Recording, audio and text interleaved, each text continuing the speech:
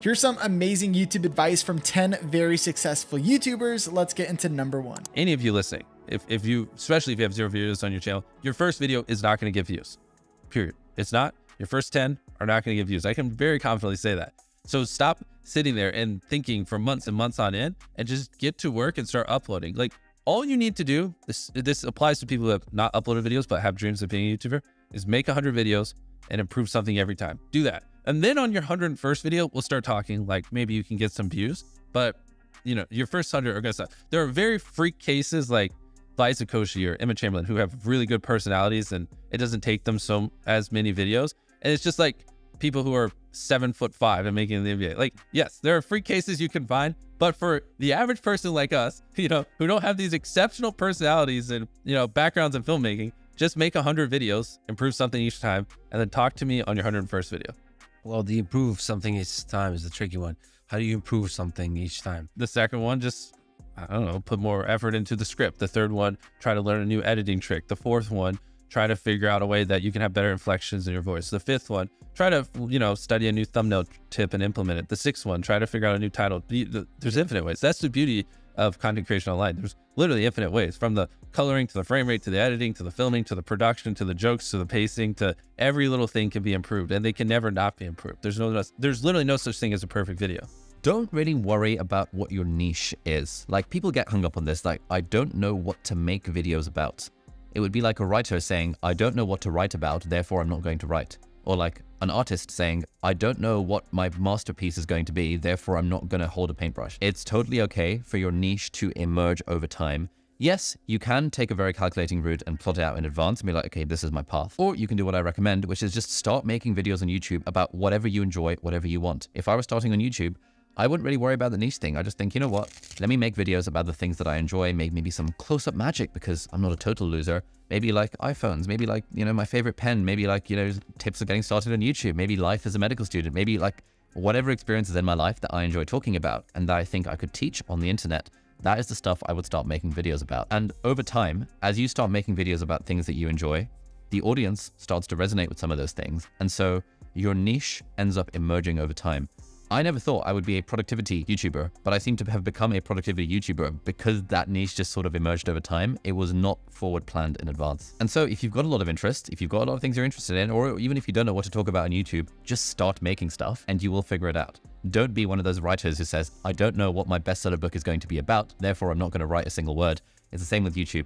Who cares if you don't know what your niche is? Your niche will change over time. I started off making videos for medical school applicants. I now no longer care about medical school applicants in terms of making videos, and therefore it just sort of changes over time. So don't worry about it. Don't overthink it.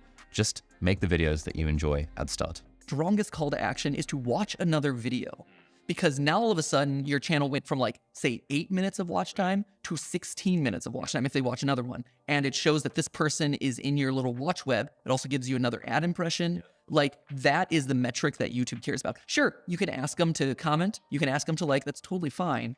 But watching another video exposes them to more of your content and shows YouTube, I am a channel that keeps people on this platform for 16 minutes rather than just 8 minutes. Yep, that's incredibly well said. And for everyone listening, 2 call to actions. It sounds like one in the first third, then maybe the like. You don't want to ask them to watch another video and leave your current one. Yes. And the outro, just to clarify, is watch another. Correct, yes. As opposed to decision fatigue of like, watch, comment, subscribe. Yeah, people don't do any of those. It's a meaningless call to action. Patty Galloway was talking about the ideas of your video, and then he was also talking about the titles. When it comes to ideas, and this is something we do, I just don't think we've talked about it enough. No, for sure. He said to think of 100 ideas, bring it down to the top 10, and then choose one. He goes, I can't believe when people think of one video idea and they just go and make it. Keep in mind, he's working with like MrBeast. He's working with people who require a like killer video idea. The point is, ideas matter so much on YouTube. Start with volume and then work your way in to the best ones. You know, transitioning from a video idea to actually landing on a title. When Patty was talking about titles, it's just crazy how just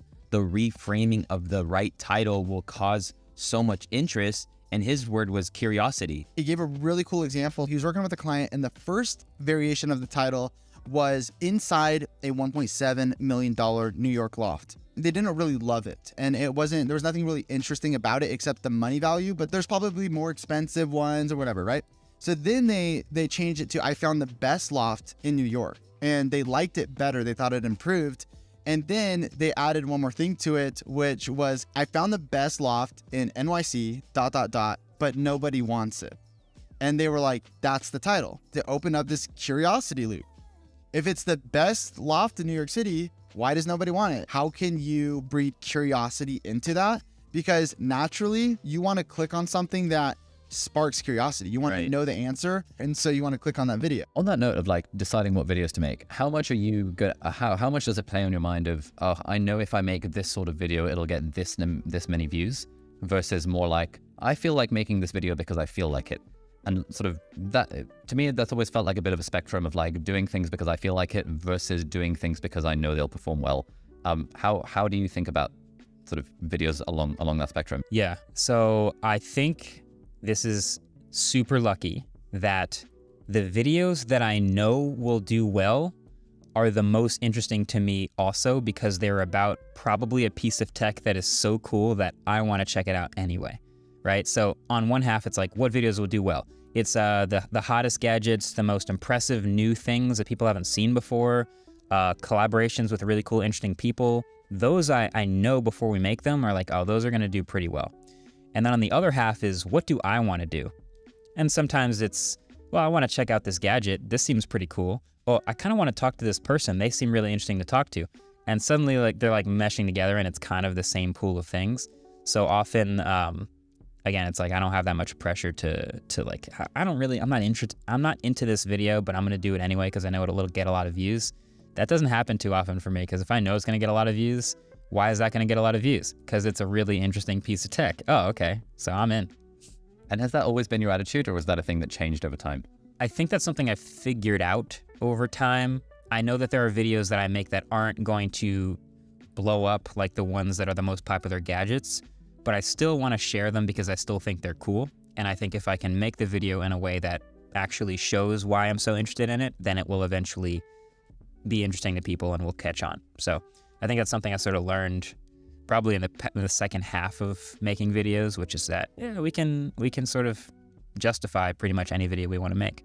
Hey, I'd like to take a moment to talk about the sponsor of this video, Podcastle. Whether you want to do a solo podcast or have all of your friends on, Podcastle allows you to have up to 10 remote guests at a time. One of the coolest parts about this is that each person is going to be recorded locally on separate tracks. And it's really easy for bringing guests on because they don't even need a Podcastle account. You just need to send them their link and then they can come onto your show. Podcastle even has a mobile app, which makes it really easy for recording and exporting your content on the go. They truly make it as simple as possible to produce your podcast. Thank you so much, Podcastle, for sponsoring this video. Is there ever a point where it's like, there's too much content, I can't watch it all?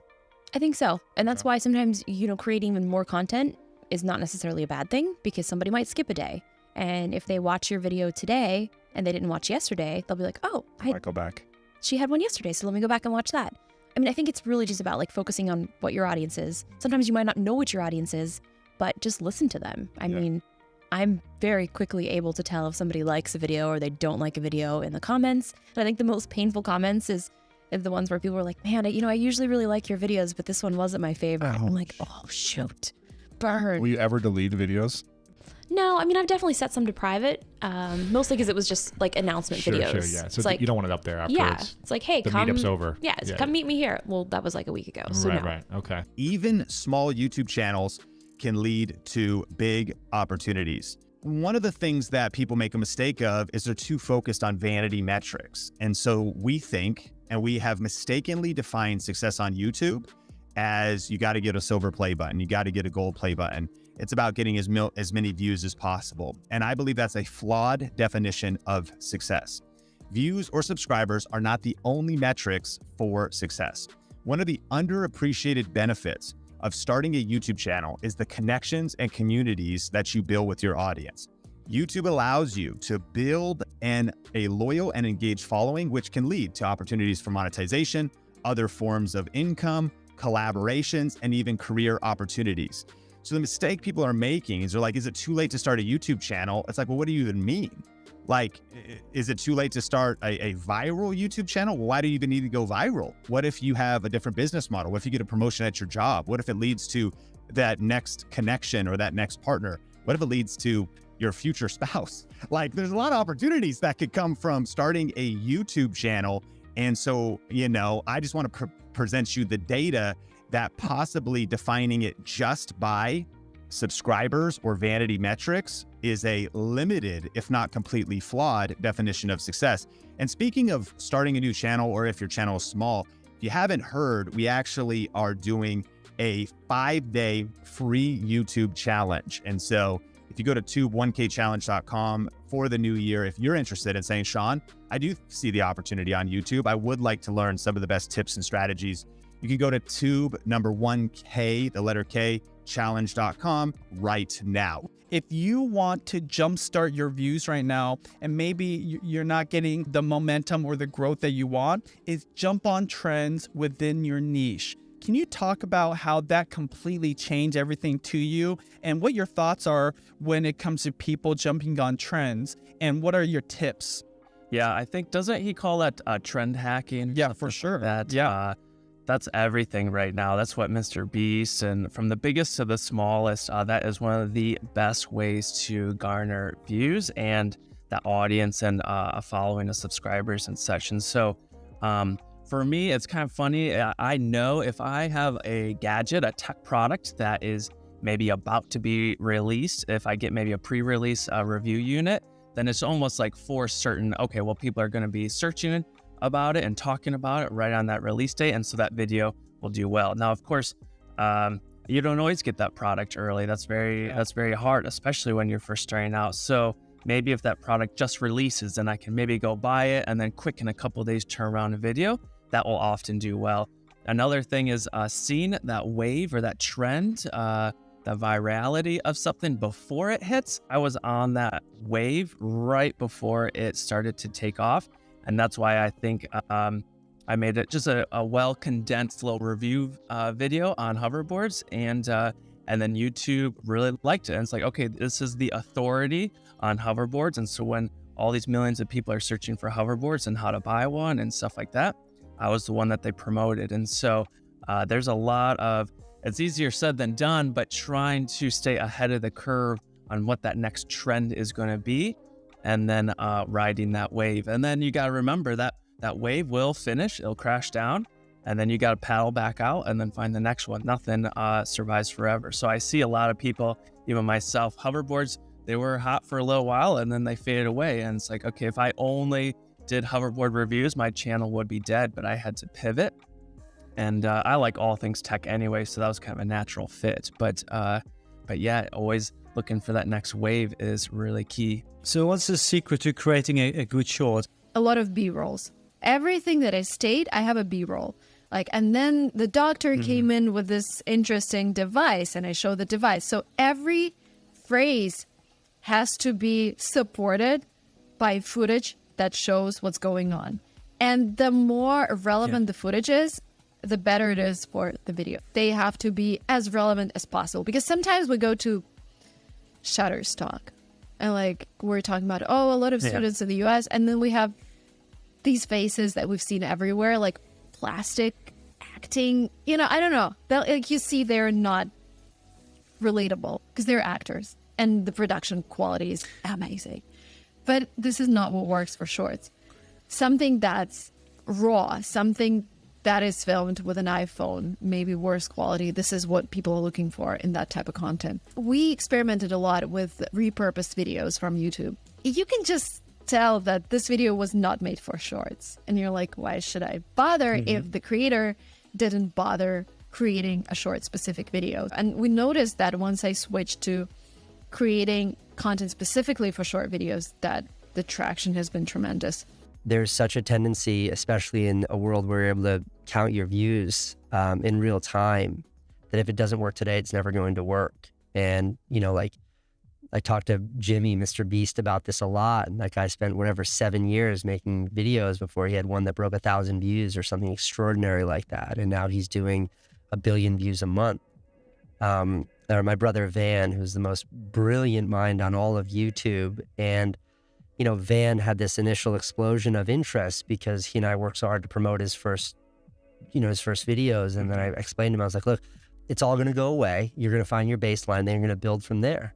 and he's been consistently uploading for a year, making the best work he can make. And now he's really building out what is going to be a successful long-term career, making videos and putting them on the internet. Yeah, and I it's really think cool to watch that. it's extremely unsexy.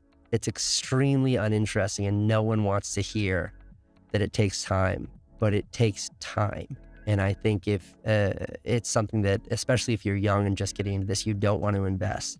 But patience is really the most undervalued aspect of succeeding in the world of media today. You have all the agency in the world. You don't need anything from anyone. But if you're not willing to commit the time to it, you're never going to find that success. 100%. If you want to learn how to grow a YouTube channel this year, then click on the screen and watch this video, and I'll see you guys in the next one.